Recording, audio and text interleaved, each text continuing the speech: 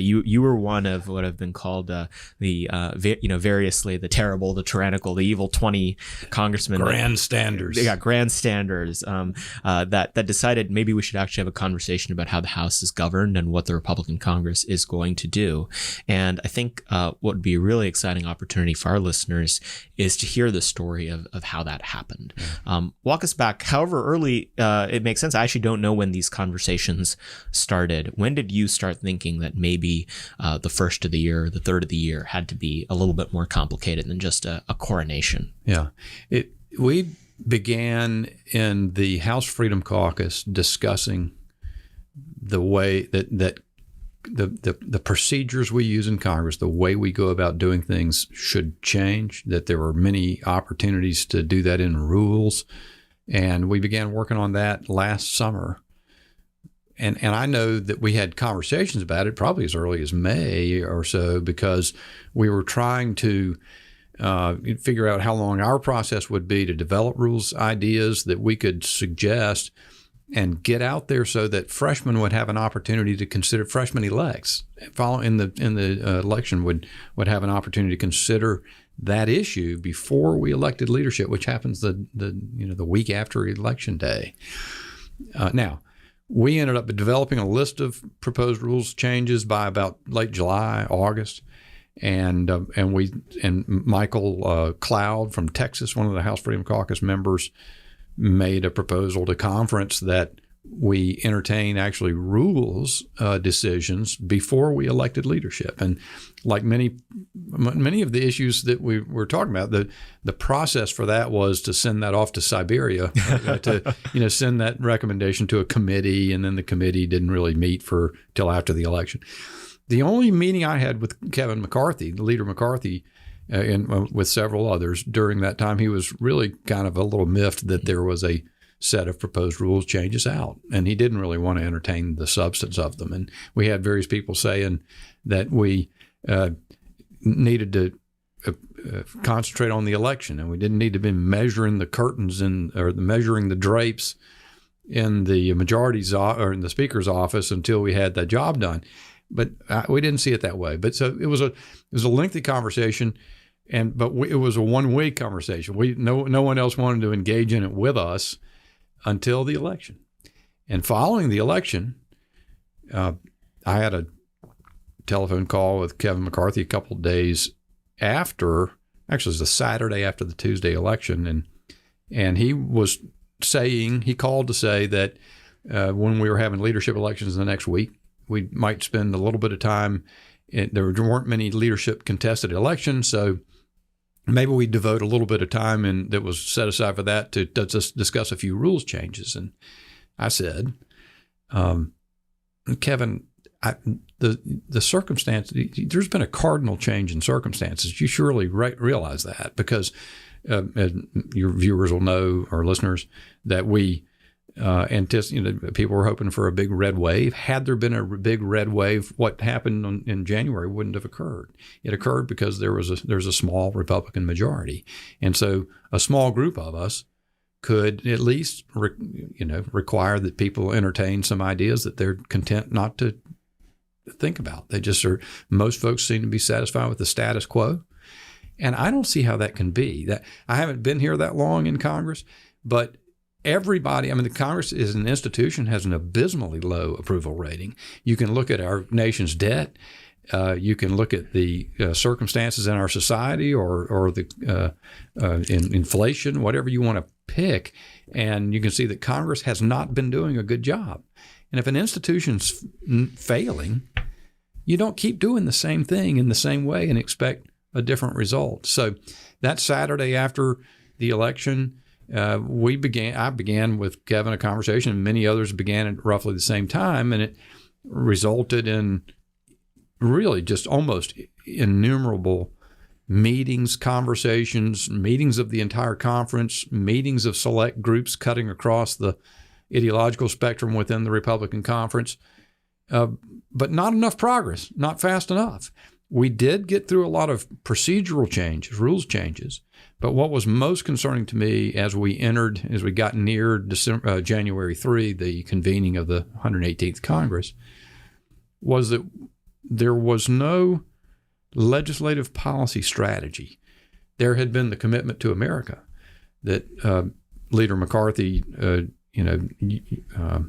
developed for purposes of campaigning, but it was vague, kind of poll-tested language.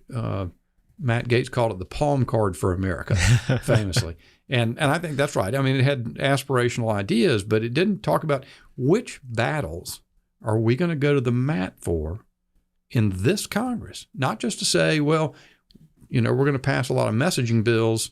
I hope you'll be content with us and elect us again. No, when there's divided government, I think it's often a question of will.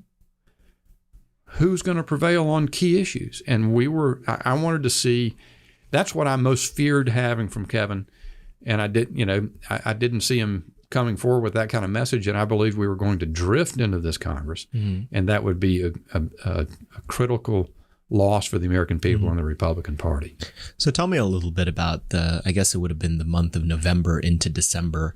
There was a series of 4 or 5 congressmen and women that decided to come out and explicitly say they will not vote for Kevin McCarthy. You weren't among them. That's correct. What was the strategy? Was that all coordinated? Were people sort of doing their own thing? What was sort of the strategy and mindset behind that? Because the interesting thing was that with 5 no's, it was supposed to be a foregone conclusion. If there's 5 people saying no, Kevin McCarthy cannot be Speaker. Yeah. Tell me that story. First thing to say is enormous kudos to those 5. It's a very brave thing to do. They were pounded on from the beginning. I was spared that because I didn't take that step. Their courage made it possible for the group that turned out to be 20 ultimately to get going, to get prepared. We actually had disagreements over that point, though, in the inception. There were those, and one in particular I can think of off the top of my head. I won't name him because I'm not sure it was the first person out, but who was devoted to that idea. I'm not voting for Kevin McCarthy under any circumstance ever. He's the wrong person to lead the conference. And I respected that point of view, but I also recognized with the numbers that we had in comparison to the entire conference, I wasn't sure that it would just be possible to get there. And frankly, those divisions, so we had those kind of fractures, although we worked around them and managed to stay together in an extraordinary, I'm very proud of the work that we all did together. But at the very tail end, it was those same 5 really, or 6. There was one who made it 6 who was also in that camp but did not say so publicly. But at the very end, that same division ultimately reemerged. And when, as I say, we had disagreements over that from the inception, I believed that it was implausible to be, so if, as you say, if 5 or 6 were enough, those 5 or 6 could still have done it. But there is, pressure's real. I think courage is in short supply and up here, and I'd like to see more of it. And I'm pleased with the courage that was shown by the 20 and certainly by those 5 or 6. But when it comes down to that last night's events and the way you see the dialogue kind of deteriorate to the point of almost kind of an embarrassing set of events for the Congress, for the Republican conference, I believe, you don't want to get to that point, and it's not tenable. Mm-hmm. I think there shouldn't have just been 20. I think there should have been 30 or 50 or 75 or 100. So I think there's a lot of introspection to be done across the conference about what we are willing to do to make change up here. Because as to 200, the answer is not much. Mm-hmm. But so those divisions did exist.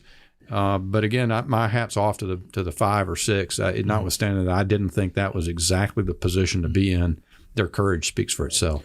So one of the interesting elements of that was that even when there were more no votes than Kevin McCarthy could afford, the message and the narrative in the media, and that was telegraphed from his office and across the Republican Party and mainstream media, was it's still going to be Kevin. That it's going to be fine. They're not actually going to vote no. And so the assumption when I see something like that is that they believe that these people would eventually succumb to pressure between those days and January 3rd. what did that pressure look like? What does the establishment do when you say, I'd like a change? It's an interesting thing to watch. If you go back again to the January, all that period of time from Election Day, all these conversations going on, including conference meetings of the entire conference. Some of those were focused basically on rules changes. And like the first one that was had, everything suggested was just roundly destroyed, just completely voted down. And then there was one where a number of things were taken, and it was all kind of, it appeared to be choreographed at times. And I still can't quite explain that, but I will say it was palpable. And so there does, people say the uniparty or Washington, the way Washington runs things, there are some signs to me that it's always quite managed. Mm-hmm. And I don't really fully understand why people who are elected independently by 750,000 Americans apiece would ever want to sort of participate in something that's contrived or managed in that way. How much wasn't, I can't say for sure, but lots of times it seemed like it. And it always seemed to be choreographed to kind of give an overall theme. The worst moment, I think, in the course of the thing was the meeting of the conference that we had on the morning of January 3rd. It was a mob scene. It was, and Leader McCarthy, he's apologized for his conduct there. Others have, I think we all mutually ought to be prepared to own our own worst parts of what happened, but that was a mob. And what we're here, it's always been odd to me too, and I've talked about this probably before, that in the Democratic Party, there's not a mirror. It's not a symmetrical picture between the Democrat and Republican Party in Congress. The Democratic Party does leftist things. They move the ball. Their leadership is intentional about doing that. They do not protect the Henry Cuellars of the Democratic Conference, the handful of moderates. Those moderates are on board for just about 100% of their votes. On the Republican Conference side, that's not how it has worked. In fact, the conservatives, we were out there trying to push to make something like that happen, or make it work more like that, were really accomplishing conservative things. But what really happens is they tailor, or they attempt to accommodate, most significantly, those who are the farthest to the left in the Republican Conference, so-called majority makers, people who are in so-called swing seats. And all of the effort and that seems to be long-standing, and we've become accustomed to it. So whenever conservatives in the Republican Conference try to push or say, look, my vote, no one owns my voting card except for me. Mm-hmm. If you need my vote to elect a speaker, then we're going to have to do some things to see to it that conditions of that vote are met. And the vitriol that comes back on that, it's almost unexplainable. Mm-hmm. But I would say that moment, that mob scene of a conference meeting right before we went on the floor, I understand some of it, and emotions were high.